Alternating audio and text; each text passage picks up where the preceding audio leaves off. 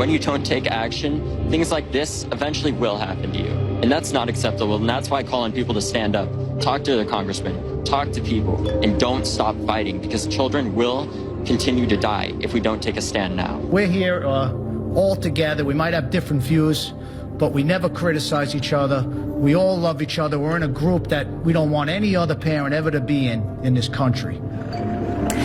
It is this passion that some Parkland families will take with them to Capitol Hill tomorrow. They are members of the group Stand with Parkland. And as this country is bitterly divided over gun laws, this group says lawmakers should and could find common ground when it comes to school safety.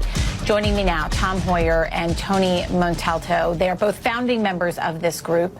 They both lost children in that shooting in Parkland. Tom's son, Luke, Tony's daughter, Gina. Thank you both for being with me. Tom, I just want to start with you. Did you think you'd be here over a year later, still pushing Congress to do something as simple as making our schools safer for our children? You know, I did think I would be here. These kinds of things engender a lot of debate in our society, and I knew this was going to be a long road, and it's a road that we're not going to give up on. I would like to have seen something happen sooner than has happened, but I'm glad that we are here now and having a discussion about it. And, sadly, on that road with you are other families in this unimaginable tragedy, Sandy Hook families, Columbine families, going back 2 decades. Tony, what are you going to propose tomorrow?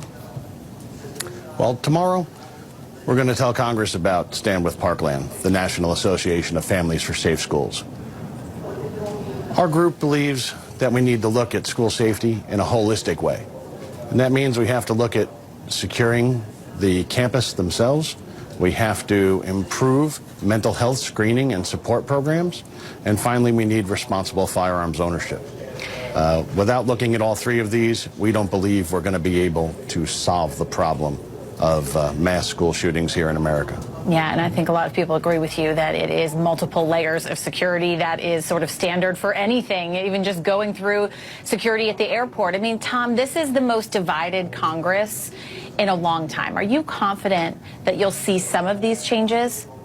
I am confident, because the things that Tony was just talking about are things that we know many Americans in the United States support. And they are things to keep our kids and teachers safe in school. So we are very confident that over time people will see the wisdom of this, that our elected representatives will see what their constituents are asking for and come together and have a discussion, come to a consensus, and take action on the things that we're asking for. And specific legislation, Tom, when we talk about what you're going to be proposing, the EAGLE Act, tell me about this, because it does have bipartisan support. Yeah, so one of the things we're talking about is within schools the ability to do threat assessments. And the EAGLES Act will help the U.S. Secret Service, their NTAC entity, do research. It'll fund the research into building a better program for threat assessments. You know, when you look at some of the things that have been passed, the small milestones, one of them in Florida, they authorized schools to train teachers to carry firearms.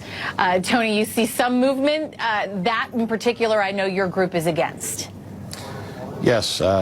First of all, in Florida, we need to say that there have been fairly large movements that enjoyed bipartisan support, starting last year when then Governor Scott was able to energize the legislature for bipartisan support of passage of the Marjory Stoneman Douglas High School Public Safety Act, which did address things on all 3 of these issues. This year, after the Marjory Stoneman Douglas High School Public Safety Commission put out their report, we saw the legislature down in Florida come up with Senate Bill 7030, which started to implement a lot of the recommendations that came out of that commission. Unfortunately, the commission did recommend the arming of teachers. Our group does not believe that arming teachers is a viable solution. We do believe there should be armed security on the school grounds. However, we believe that teachers should teach, and that the security should remain in the realm of law enforcement or trained security professionals. If there's one thing that we can all agree on as a country, is the one place our children should feel safe is their schools. And sadly, in this country, that's not the case. Tom and Tony, thank you for being with us.